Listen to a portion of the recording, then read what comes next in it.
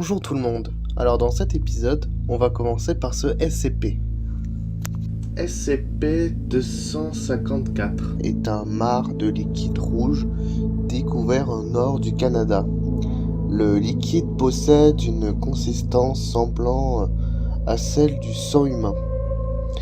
Mais ce n'est pas de la nature biologique. La marée n'a pas de berge bien définie. La terre se mêle avec le liquide jusqu'à ce qu'à un certain point, il n'y a plus de terre, que du liquide, que le sol essentiellement solide. Le liquide devient plus dense à mesure qu'on descend dans la mare. Si celle possède un fond, celui-ci n'a pas encore été atteint. Et vous allez me dire, bon, ok, c'est une mare qui est rouge, qui a probablement, qui est semblable à sang humain, mais c'est tout. Et non, pas forcément. C'est qu'au fil du temps, on a découvert que dans cette marée rouge, il y a eu plusieurs entités qui est sorties de cette mare. Que ce soit un humain de sexe masculin, d'origine indienne, comme l'enceinte autour de la mare n'avait pas encore été entièrement réparée, SCP-353-6 a été immédiatement abattu avant d'avoir une chance de s'échapper. Il y a aussi par exemple une créature humanoïde reptilienne d'environ 4,6 mètres de haut qui s'est échappée. Et qui a vu aussi par exemple une sphère noire métallique capable de léviter et qui émet des radiations.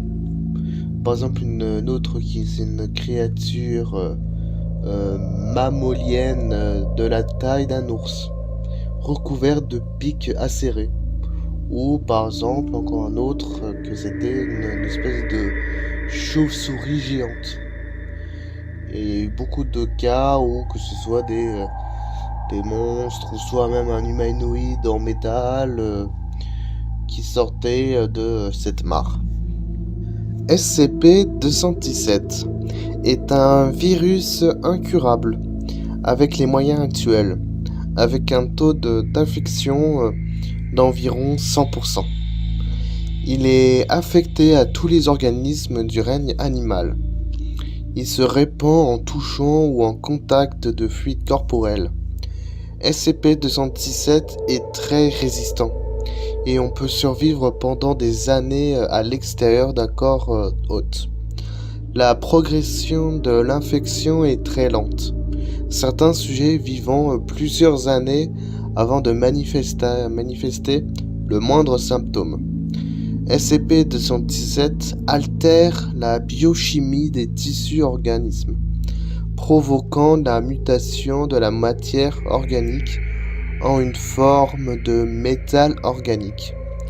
Les processus occasionnant ces changements ne sont pas encore totalement compris, mais les étapes avances sont bien documentées.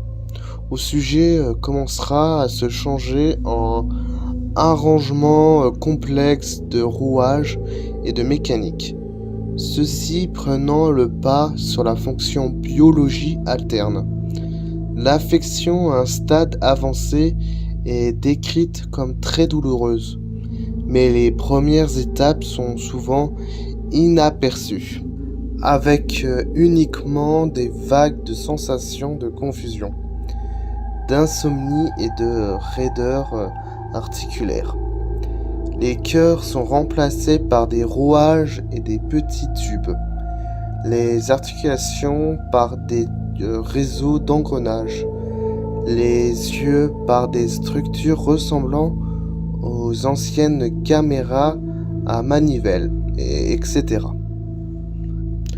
SCP-217 se répand d'abord sur l'extérieur du corps de toutes les créatures, à l'exception des mammifères. Chez les mammifères, l'infection convertit tout d'abord la structure interne avant de se manifester à l'externe du corps. Cela peut entraîner une longue période durant laquelle Les infectés ne sont pas conscients de la présence de l'infection. SCP-217 a infecté plusieurs zones métropolitaines majeures dans le passé. En particulier, l'acuité mentale des infectés entre les stades intermédiaires et avancés montre des signes de diminution. Les sujets répondent de manière répétitive, ont des réflexes lentes et mécaniques, sont faciles distraits et confus, et se montrent généralement irritables lorsqu'ils doivent faire face à des nouveaux problèmes. De plus, la recherche sur un cerveau totalement converti à... C'est la fin de la vidéo. J'espère que cet épisode vous a plu. Vous pouvez liker, partager et commenter. Vous pouvez aussi, bien évidemment, activer la petite cloche. Ça fera toujours plaisir. Allez, ciao, à bientôt dans une prochaine épisode.